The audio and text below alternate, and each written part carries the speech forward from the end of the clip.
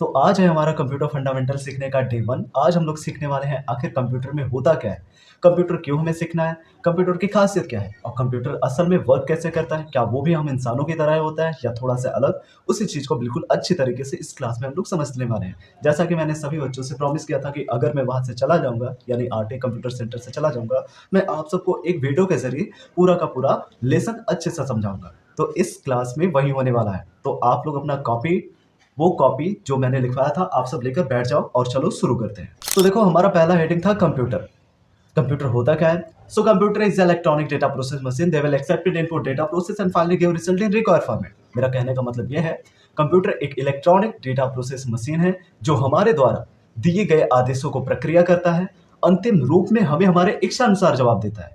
हमने अभी क्या पढ़ा?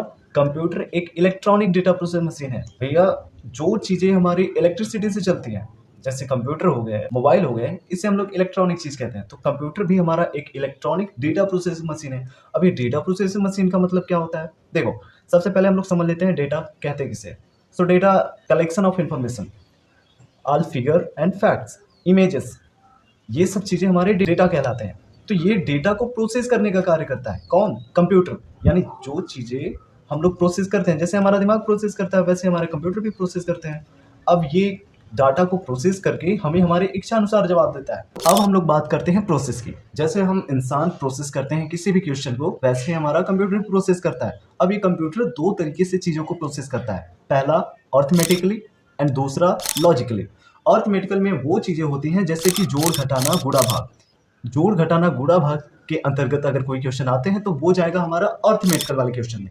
अगर यही लॉजिकल में, लॉजिकल का मतलब ये होता है जिसका जवाब हाँ या ना में आए, तो उसे हम लोग लॉजिकल वाले क्वेश्चन कहते हैं। जैसे अगर मैं कहूं कि क्या हमारे भारत के वर्तमान प्रधानमंत्री श्री नरेंद्र मोदी जी हैं, तो हमारा आंसर आएगा ना।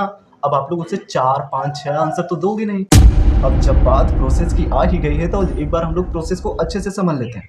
तो चलो भैया शुरू करते हैं। इसके लिए सबसे पहले हम लोग कॉपी पर एक सीपीयू का डायग्राम बनाएंगे, जैसा कि मैं फटाफट डायग्राम को बनाकर आप सबको समझा रहा हूँ। अब लगभग सीपीयू हमारा बनने ही वाला है, तो अब हमारा कुछ क्वेश्चन भी रहेगा। जैसे समझ लो हमारा क्वेश्चन ये है कि 10 + 10 कितना होगा। तो अब ये जो क्वेश्चन है, जब ये क्वेश्चन हमारे प्रोसेसर के अंदर इनपुट होगा तो ये सबसे पहले पहुंचेगा हमारा एमयू के पास।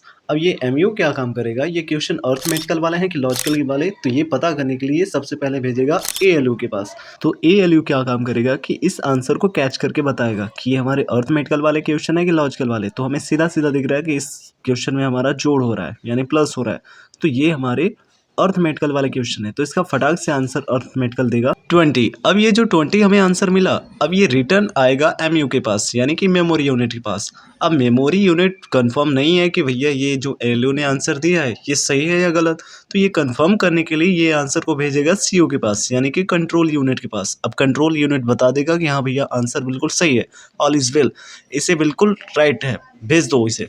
तो अब ये रिटर्न करेगा एमयू को और तब जाके एमयू हमें आउटपुट देगा 20। तो अब लास्ट में इतने सारे प्रोसेस होने के बाद फाइनली हमें आंसर मिल गया 20। तो आप सबने देखा कि किस तरह हमारा कंप्यूटर प्रोसेस करके पहले एमयू के पास, एमयू भेज रहा है एएलयू के पास, एलयू फिर भेज रहा है एमयू के पास, फिर एमयू भेज रहा है सीयू के पास, फिर सीयू भेज रहा है एमयू के पास, तब जाके हमारे पास आउटपुट आ रहा है 20। सो आई होप आप सबको ये सारी टॉपिक समझ में आई होगी। अगली वीडियो जो आएगी वो हमारी थोड़ी लंबी होगी, मोबाइल में चार्ज कम था इसलिए ये वीडियो थोड़ा छोटा हुआ, अगला वीडियो बिल्कुल अच्छे से आएगा।